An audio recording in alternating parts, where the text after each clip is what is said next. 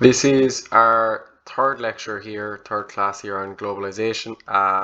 Just to quickly go over what we've done so far, we had looked at international trade being buying, importing, and selling, exporting of goods and services between different countries. So what we're looking at here is this is our small island of Ireland here, and obviously every time that we basically buy something from abroad, we are importing it into our country. So importing it into our country. And every time we are exporting something abroad, we are basically exporting, we are taking something in, it's exiting our country. So it's exporting of our goods and services. If we take something from Ireland and we sell it abroad, that means we are exporting it and it means our money is coming in. If we take something from abroad and import it into our country, it means we are paying for something from abroad. Visible trade has got to do with goods. Visible means goods. Invisible is services. So invisible has got to do with services.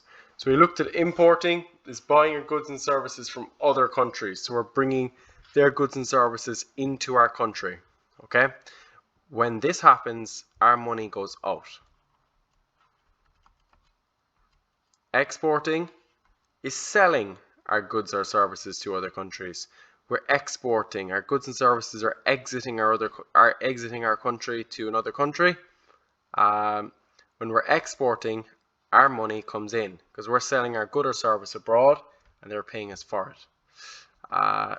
So we had looked at, again, just quickly enough just to go through, there is our visible imports, which is visible as things we can see, so they're goods that we're bringing into the country, and invisible imports, a service that we're using from abroad, and again we are paying for it, and because it's invisible it is a service.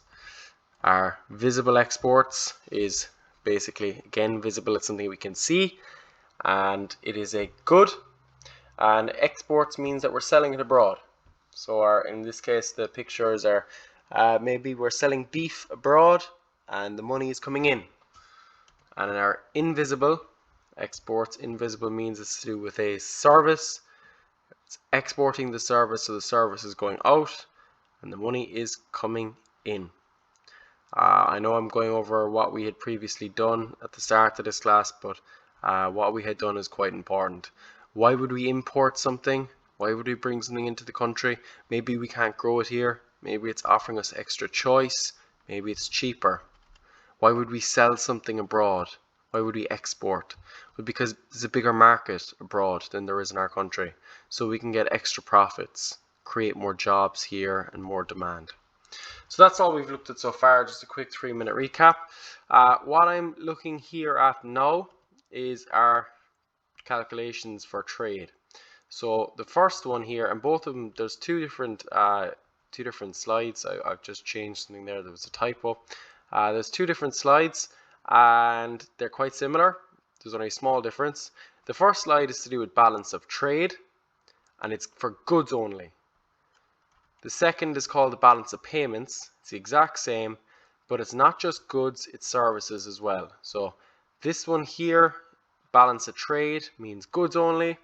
And this one here, balance of payments, we're looking at goods and services. So what do they both mean? So this is how we measure international trade to see if we're making money or not making money from selling. So the balance of trade is the difference between our goods that we're exporting and the goods that we're importing. It's usually done over 1 year. And again, because it's to do with trade, it's visible, which means it's for goods. So again, this is just seeing how much goods are we selling abroad and how much goods are we bringing in. So balance of trade, right down here, equals how much are we making for selling our goods abroad versus how much we are spending on goods from abroad. Big difference. How much we're spending on goods that we're bringing into the country versus what we're selling. And basically, I wouldn't call it a formula, but the way we look at it is our balance of trade, which again is goods only, is to do with our visible exports. So if we think of it like O'Neill's or an Irish company, they are producing jackets and they're selling them abroad in Europe. So that's money in. Minus, that's our visible exports, minus our visible imports. So we are buying, let's say, soccer jerseys from a Premier League club. So we're buying something from the UK. So we're buying something from abroad, and our money is going out to the Premier League clubs. It's going out of our country. So visible exports is goods that we're selling, the money's coming in, minus visible imports, goods that we're buying from abroad, our money goes out. So what happens? Well, if you get more money in, because visible exports is money in, if you get more money in than what you spend abroad on goods, it's a balance of trade surplus, and it's a good thing, and the government would want that. They want us to sell more abroad than what we spend abroad. If the alternative is true, if our visible exports, which is the money we're making in, if that's less than what we're bringing or what we're spending the money out, then it's a deficit. So quite simply for this, if your money in, I'm gonna have to change this lower box. I'll have to add it. Just give me a second. So if our money in is greater than our money out, it's equal to a surplus. If our money out is money in, is less than our money out, it's equal to a deficit. And you would understand that quite simply. If you were thinking of, if you're running your own small business and you're trying to think of how you make money, what would be a surplus and what would be a deficit. Well, if you make more money, if your money in is greater than your money out, then you've made a surplus.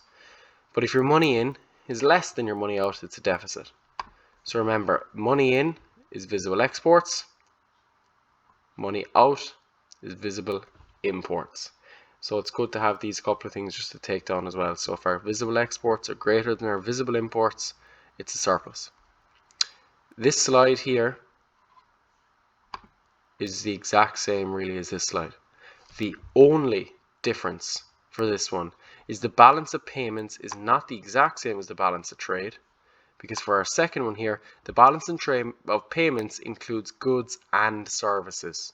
So it includes both goods and services. So now our balance of payments is goods plus services. It's the total exports, which is total money in, minus total imports, all the stuff we're buying from abroad. And that's money out. Again, if your total money in, your total exports is greater than your total imports, it's a surplus. And I did change this because it was a typo. If your total exports are less than what your total imports are, so if your total exports, the money that you're selling or you're making for selling stuff abroad, if that is less than the money that you're actually spending on things from abroad, it's a deficit. And the exact same principle goes here. Obviously, I'm just going to copy this over now because they're quite the same, and it's handy, I think, just to think of it in a real life example, that if you were operating a business and if your money in was greater than your money out, it'd be a good thing. So from a government standpoint, if the total amount of what we're exporting is greater than the total imports, it's a good thing. Can be confusing for some people to get their head around. It is absolutely as close to a guaranteed question on your end of year business test, your junior cert kind of test. It'll be it's pretty much guaranteed to come up every single year, because people just don't spend the time to think about what this means and what that means. So visible exports is when you sell something abroad, and that's money in.